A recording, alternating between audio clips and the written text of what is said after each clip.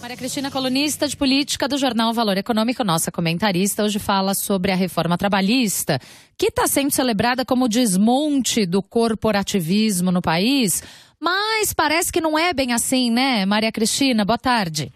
Boa tarde, Tatiana, você e os ouvintes. Pois é, a reforma acabou com o imposto sindical, por isso está sendo considerado esse tiro fatal no corporativismo trabalhista, mas talvez não seja. Essa contribuição, que é obrigatória, é um resquício do Brasil varguista, né? O Getúlio Vargas, o presidente que estabeleceu as primeiras leis trabalhistas e criou esse imposto para fortalecer os sindicatos, porque queria que esses sindicatos fossem o braço do Estado para controlar massas de trabalhadores, né? Era um Brasil que começava a se industrializar e se temia que a demanda de mão de obra provocasse um êxodo de massas descontroladas, incontroláveis para os centros urbanos. Mas o Brasil e o sindicalismo mudaram e o imposto ficou aí. Hoje essa arrecadação é de 2,1 bilhões por ano e que é um dinheiro que vai deixar de pingar obrigatoriamente no caixa dos sindicatos a partir dessa reforma. Os sindicatos vão ter que se mobilizar para buscar mais filiados e fazê-los contribuir voluntariamente. O projeto também aboliu a versão patronal desse imposto, que arrecada uma quantia menor. Na verdade, é metade daquilo que os sindicatos trabalhistas arrecadam. Nesta semana, a Fiesp, que é a Federação das Indústrias de São Paulo, publicou um anúncio em que informou o apoio ao fim desse imposto. Nesse anúncio, a Fiesp dizia que aceitava cortar na própria carne em nome de um país com menos burocracia e mais meritocracia.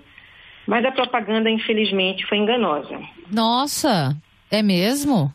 Pois é. Por quê? Aquela navalha que a Fiesp anunciou que ia cortar na própria carne, na verdade, não provocou nem um arranhãozinho. No caso da Fiesp, os recursos que a entidade vai abrir mão não afetam nem 10% do seu orçamento. Essas entidades, muitas delas patrocinaram a sessão do presidente Michel Temer, vão ganhar uma legislação trabalhista para chamar de sua ao custo de uma gorjeta. Porque as contribuições que de fato mantêm essas entidades não foram afetadas. Essas grandes confederações patronais, e há muitas delas além da Fiesp, em toda a cadeia produtiva, gerem um caixa de 16 bilhões. Eu estou falando bi, com B de bola. Sim. E é uma quantia recolhida compulsoriamente a partir de um percentual da folha de pagamento das empresas. E apesar de ser uma contribuição compulsória recolhida por uma entidade sindical, esses recursos não entraram na reforma trabalhista. Então, é possível se dizer sim que a reforma trabalhista promoveu um desmonte do corporativismo, mas foi um desmonte parcial. Pois é. E preservou em grande parte o poder de fogo do sindicalismo patronal, no momento em que as leis trabalhistas passam por mudanças, as mudanças talvez mais importantes desde que elas foram criadas no Brasil. E tem empresário que concorda com isso. Quer dizer, desmonte do corporativismo, mas só para os trabalhadores, para os patrões não. Agora, tem empresário que se opõe a esse corporativismo patronal ou estão todos de acordo? Sim. Na véspera da votação, na terça-feira, um grupo de 3 industriais que já exerceram cargos de comando na Fiesp escreveram um artigo muito corajoso na Folha de São Paulo, em que eles criticaram a manutenção dessas contribuições, que são conhecidas como Sistema S.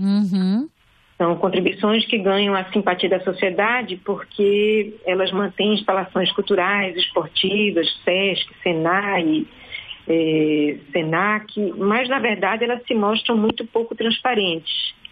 Nesse artigo, eles dizem que se os empresários querem, de fato, fazer valer princípios de eficácia, foco em resultados, clareza nas relações com a sociedade, redução de custos e burocracia, está na hora de defender o fim dessa contribuição compulsória para o Sistema S.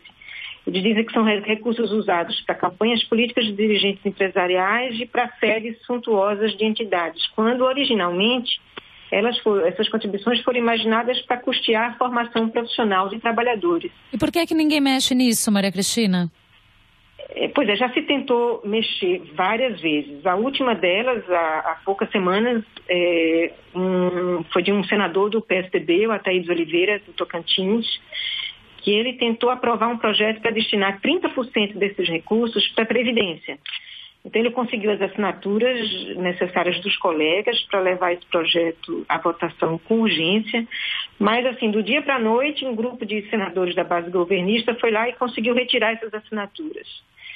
E, Tatiana, fala-se muito de aparelhamento no setor público, mas essas entidades patronais hoje são tão mais aparelhadas. Pois é. Por todos os partidos, e partidos da base do governo. Uhum. As mesmas lideranças que vão à tribuna defender a modernização do país resistem a abrir mão da influência que tem nessas entidades, em grande parte porque se beneficiam do seu poder de fogo. Claro.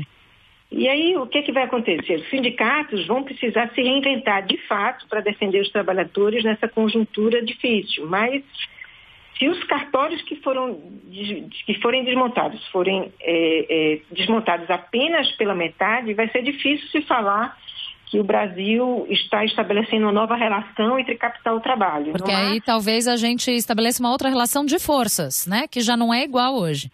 Pois é, que já é desequilibrado. E no máximo, o que a gente vai poder dizer é que o país está escrevendo mais um capítulo de uma história que a gente já conhece, né? Especialmente aquelas pessoas que desde sempre pagam o pato. Ah, pois é. O fato da crise, do desemprego e aquele amarelo lá da Fiesp. Pois é. Inesquecível pato. Estamos perguntando até agora quem está pagando. Uma hora a gente descobre, né, Maria Cristina? Pois é. Maria Cristina Fernandes é nossa comentarista de política e colunista de política do Jornal Valor Econômico. Todos os dias, depois do Repórter CBN das 3, conversando conosco aqui no Estúdio CBN. Um beijo, até amanhã, Maria Cristina. Beijo, boa tarde para você e para os ouvintes, Tatiana. Obrigada.